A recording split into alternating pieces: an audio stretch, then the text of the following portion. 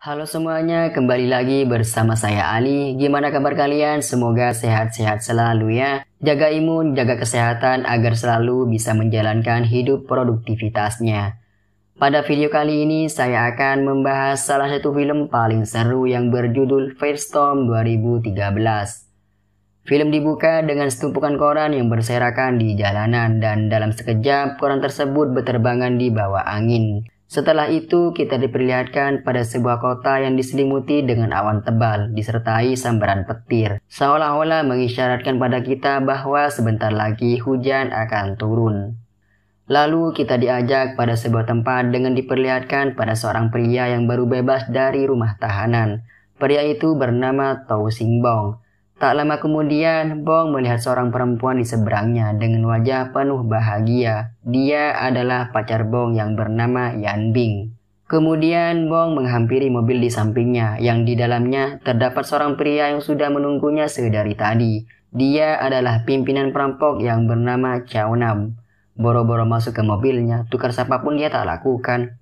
Setelah itu, Bong menghampiri kekasihnya dengan memberi isyarat bahwa saya sudah berubah. Sedang di sisi lain, kita diperlihatkan pada seorang pria serta seorang anak kecil yang sedang berada di tengah trotoar. Pria tersebut bernama Louis Ming Chit, seorang inspektur polisi sekaligus menjadi tokoh utama dalam kisah ini. Sepertinya mereka berdua sedang menunggu kedatangan seseorang. Hari itu juga kita berpindah pada tengah-tengah kota dengan diperlihatkan dua atap gedung yang saling berhimpitan. Di mana di dalam gedung tersebut terlihat Bong sedang menjelaskan sesuatu pada rekan-rekan di sekitarnya, termasuk Chow Nam. Di sisi lain, Louis beserta 3 polisi lainnya sedang berada di bawah jembatan flyover.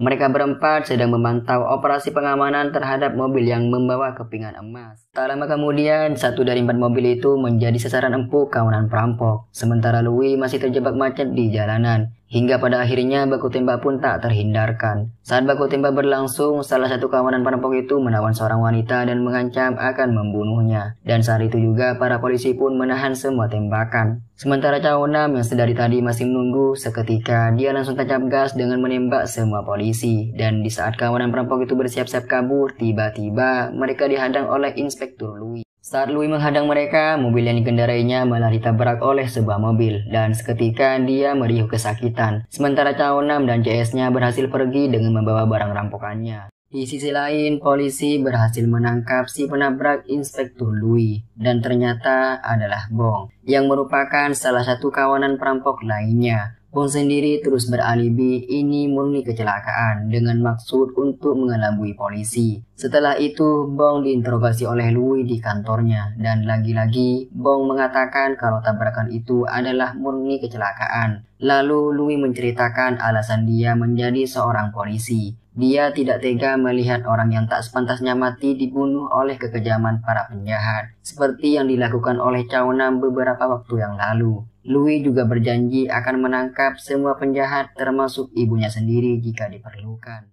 Kasus perampokan sebelumnya yang belum selesai ditanganinya, kali ini dia dihadapkan pada seorang pria yang sudah tidak bernyawa. Yang ternyata pria tersebut adalah salah satu kawanan perampok beberapa waktu yang lalu. Dia ditembak mati oleh Chow Nam karena wajahnya dikenali oleh polisi saat melakukan aksi perampokan. Setelah melakukan identifikasi, Louis berimajinasi seolah-olah Chow Nam berada di sampingnya. Kembali ke kantornya di mana terlihat salah satu polisi memberitahu Louis bahwa akan terjadi transaksi besar dari kelompok Chow Nam di sebuah gedung. Kemudian polisi itu memaparkan detail fisik gedung yang ditempati oleh Chow Nam. Sementara di gedung itu, Chow Nam dan CS-nya terlihat merencanakan aksi perampokan berikutnya.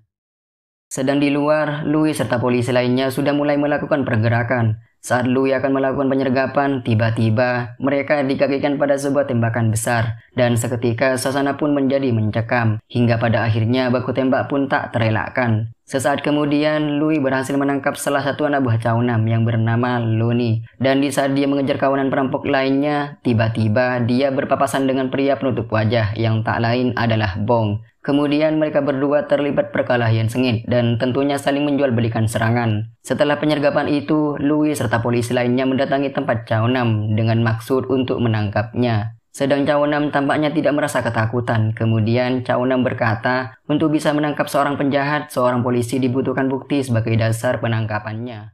Sudah jauh-jauh datang ke kediamannya tidak membawa hasil, dan sialnya lagi, salah satu kawanan perampok yang Louis tangkap sebelumnya, yang tadinya Louis jadikan buat saksi kunci di pengadilan, malah bunuh diri. Ini seperti peribahasa sudah jatuh tertimpa tangga pula. Kemudian Louis ditelepon oleh temannya dan ternyata seorang teman yang pernah mendekam di rumah tahanan. Pria itu memberitahu Louis bahwa dia ditawari temannya untuk melakukan aksi perampokan, dan sebelumnya pria tersebut memang disuruh Louis untuk bergabung pada kelompok Chaunam sebagai mata-mata dia. Kemudian Louis memberikan ponselnya dengan maksud untuk mengetahui lokasi mereka.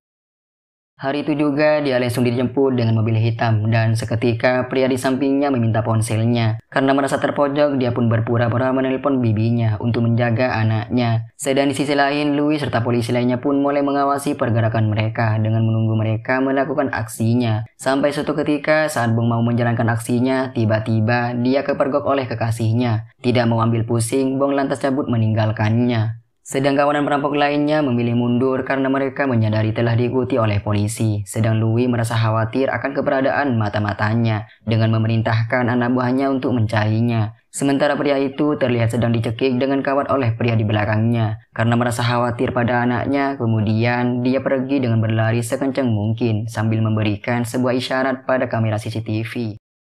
Singkat cerita, dia pun tiba di tempat putrinya dan ternyata putrinya yang memiliki mental berkebutuhan khusus, mau tidak mau, dia harus memukulnya sambil memberikan secari kertas kecil untuk tidak bersuara. Hingga pada akhirnya dia pun mati mengenaskan, sementara putrinya masih terdiam seribu bahasa. Dia masih teringat pada kejadian yang menimpa ayahnya, hingga pada akhirnya dia pun modar dalam pangkuan Inspektur Louis. Siang itu, Louis mendapatkan info dari anak buahnya bahwa Chaunam sedang pergi mengendarai mobilnya. Kemudian dia langsung bergegas membuntutinya. Sementara Chaunam yang menyadari bahwa ia telah diikuti oleh polisi, hanya saja saat Chaunam mencoba melarikan diri, tiba-tiba ia ditabrak oleh sebuah mobil dan ternyata si pengendara mobil merupakan polisi tadi. Mungkin saking kesalnya nih polisi ya. Sementara Chaunam yang sedang riuh kesakitan dan saat hendak ditangkap, lagi-lagi Chaunam masih beralibi seperti sebelumnya, yaitu apa kamu punya bukti? Karena melihat anak yang tidak sepantasnya mati, Louis lantas melampiaskan kemarahannya dengan memukul Chaunam sampai tak sadarkan diri. Kemudian kita diperlihatkan pada sepasang kekasih yang sedang bertengkar di tengah hujan turun. Bing yang sudah muak pada janji Bong karena selalu membohonginya yang tak kunjung berhenti sebagai seorang perampok. Kemudian scene berpindah pada Louis yang sedang menonton video kejadian beberapa waktu yang lalu. Rupanya aksi pemukulannya terhadap Chaunam terekam oleh kamera. Tak lama kemudian dia ditelepon oleh seseorang untuk bertemu dengannya.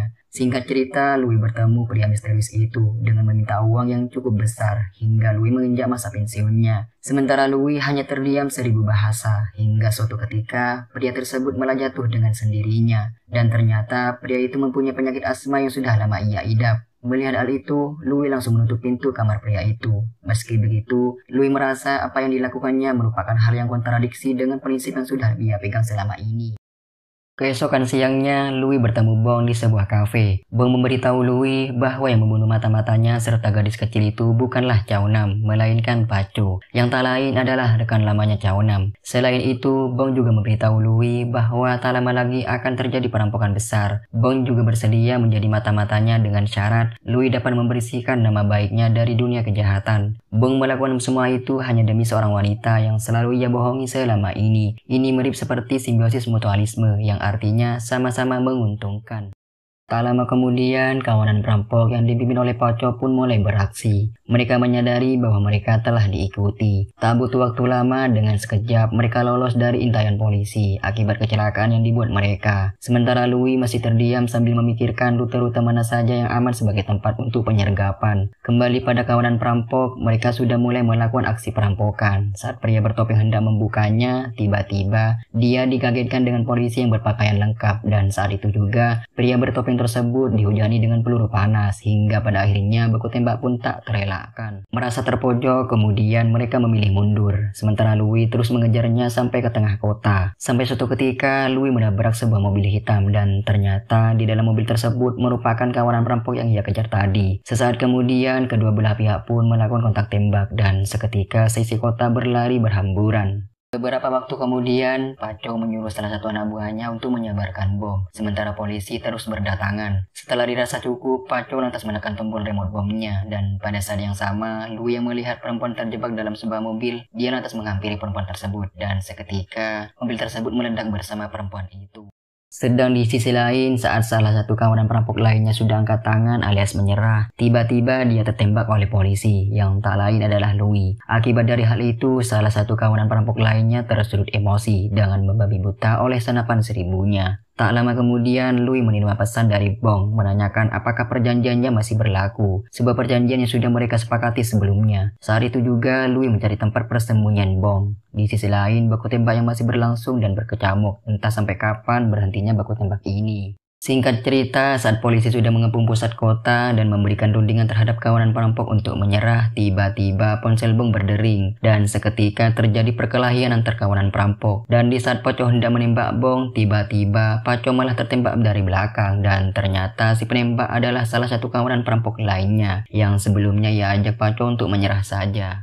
Setelah Paco terbunuh, Bong buru-buru pergi melarikan diri meski di belakang terjadi ledakan yang sangat dahsyat. Hingga sampai di sebuah persimpangan, tiba-tiba Bong ditabrak oleh sebuah mobil box dengan kecepatan tinggi. Sementara di tempat terpisah, Bing yang menyaksikan kekasihnya tertabrak terlihat sangat shock dan tak percaya.